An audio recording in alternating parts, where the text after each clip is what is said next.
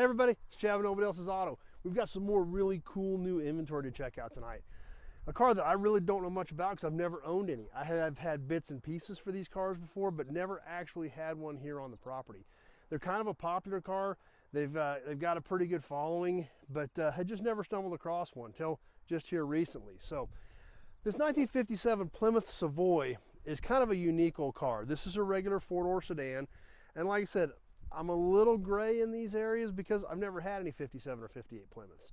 But I know I get calls for them. When I had the opportunity to snag this one, I figured I better add it to inventory. So let's go ahead and check this thing out. Like I said, it's a basic four-door sedan. It's got typical rust in the rockers, things like that. But overall, not too terribly bad.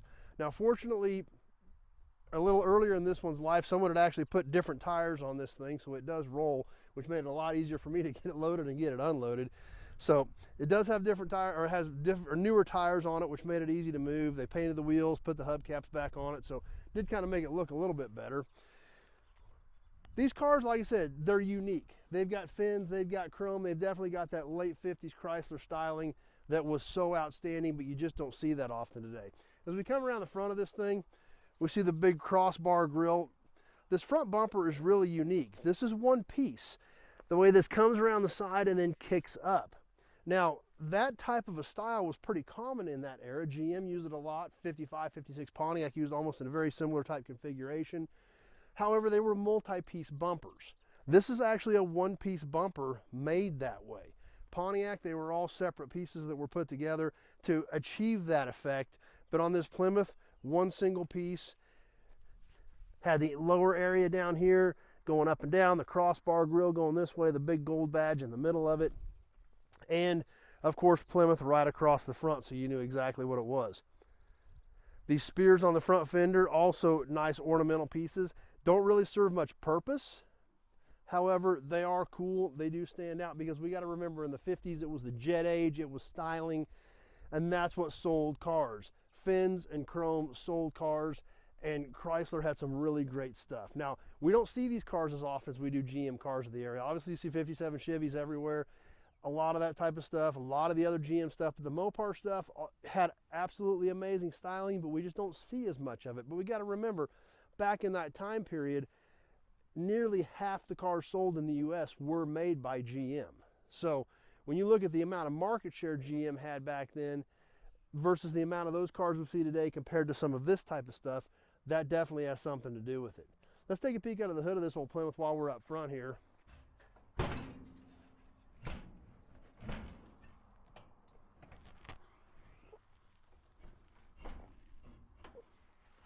I had this open the other day. I just got to remember where the safety latch was at on it. And under the hood, she's pretty much all here. Does still have the factory V8 in it. And pretty unmolested under here. Original air filter still even there. Air cleaner housing. The brackets, the pulleys, the generator, the horns up here on the front. Really hasn't been messed with much at all.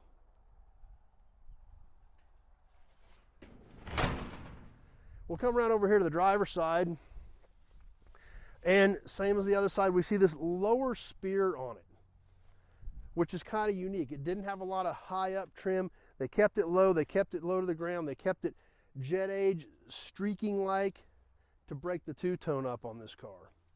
Inside, kind of your basic car. Doesn't have a lot of accessories. The dash and everything is all still here in it. The dash bezel and lens is off, but they're laying in there on the seat, so those pieces are there. Super unique horn ring on this thing, almost a dished type horn ring, the way that sucks down in the middle. We've got our V's off the front fenders still inside of here. And of course, something Chrysler was known for back in this era, the push button transmission. Yep, there was your gear selector right there on the left side of the dash. As we work our way around the back of this car, we see the absolute amazing late 50s styling of these big tail fins. These things stick way up. They come up from the back window. Obviously the jet age styling, So popular back in that day, and these cars just really nailed it. Have a slight angle to the fin, the upright lens, the backup light assembly's down low, almost like a jet type exhaust, which is what they were going for on this stuff. That's what sold cars. Style and chrome, and fins were huge. The Jet A was huge, just like the 59 Twin Beach we've got right there. Obviously, that was the era and that was the styling. And then across the back, the bar across with the push button for the trunk lid as well. So, great looking car. These late 50s Plymouths, not something I've got a lot of, just not something I've come across a lot of. So, when I had the opportunity to snag this one, I figured I better grab it and add it to the inventory here at Nobody Else's Auto, because it is a neat old car. Even though it is a four-door, it's pretty much all there, and it's got a ton of good pieces on it that I know is going to help save some of these other old Plymouths. So, super cool car, and I hope you guys enjoy checking it out. You like these old cars, you like old trucks, be sure to check out the channel, Nobody's Show.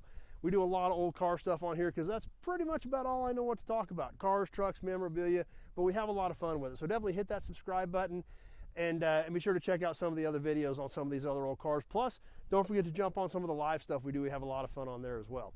If you got any questions about this old Plymouth or any of the other 2000 cars and trucks we've got here at Nobody Else's Auto, just give me a shout. 620-786-4428. That number is in the description part of this video.